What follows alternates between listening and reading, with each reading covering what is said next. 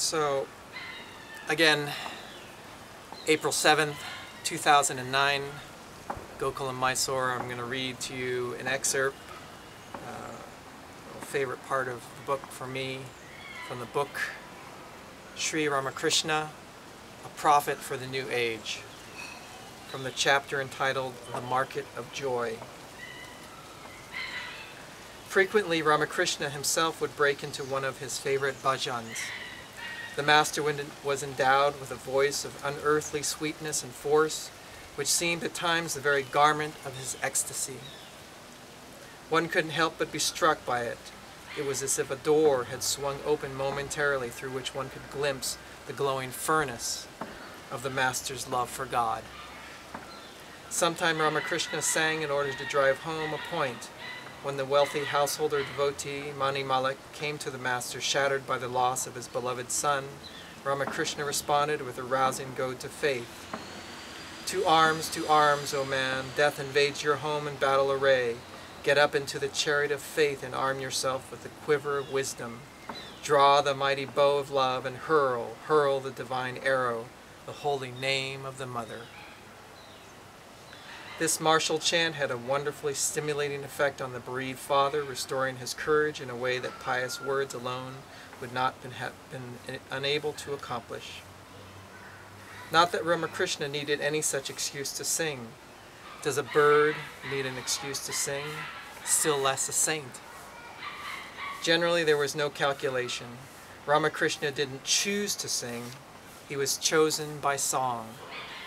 Song gushed out of him without warning like molten rock from a fissure. The lyrics were rapturous. Is Kali, my mother, really black? The naked one of darkest hue lights the lotus of my heart. Swept up in the mood, everything else vanished. Message and motive, rhythm and reason.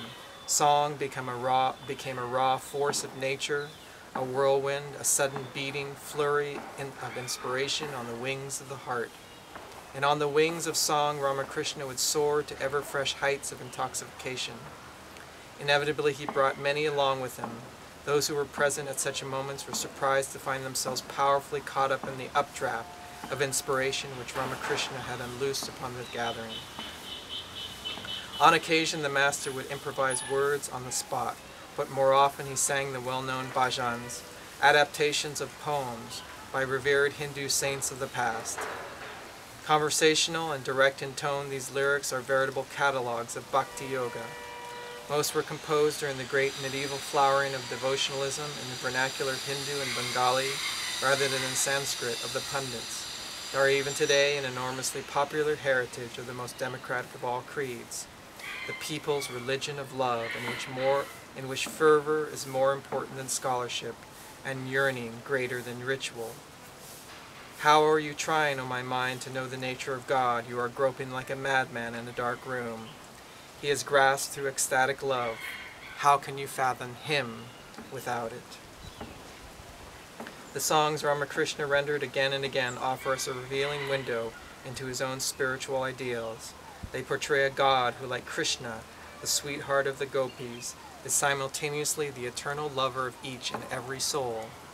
A God who, to appearances, can be every bit as elusive, jealous, and even mischievous as a human lover, but a God whose heart is tender at the core, soft like wax, melting utterly from the least heat of genuine devotion.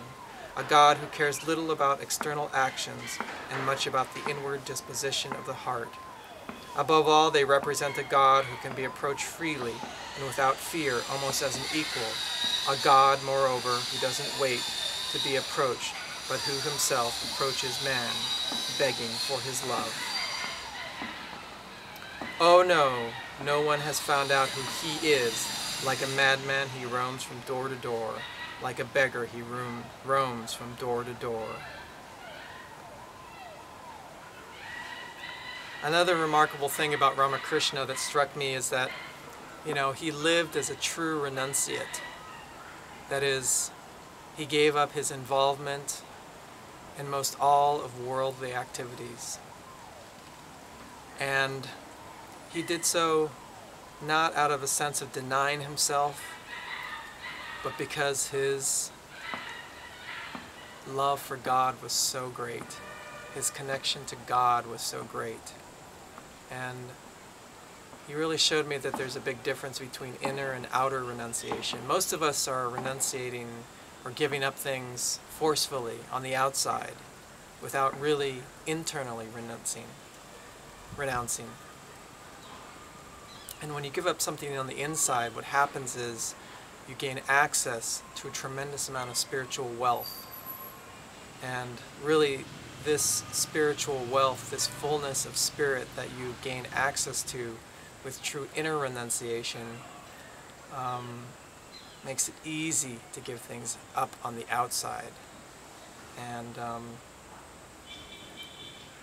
there's a time and a place for giving things up on the outside, and I believe that it should be done really as the ripening of inner renunciation happens, and not too prematurely. And I think it's important to realize the beauty, the actual beauty and the fullness of inner renunciation. And when you can see that, and you can feel that deeply and experience that deeply, then you can renounce on the outside. Thank you.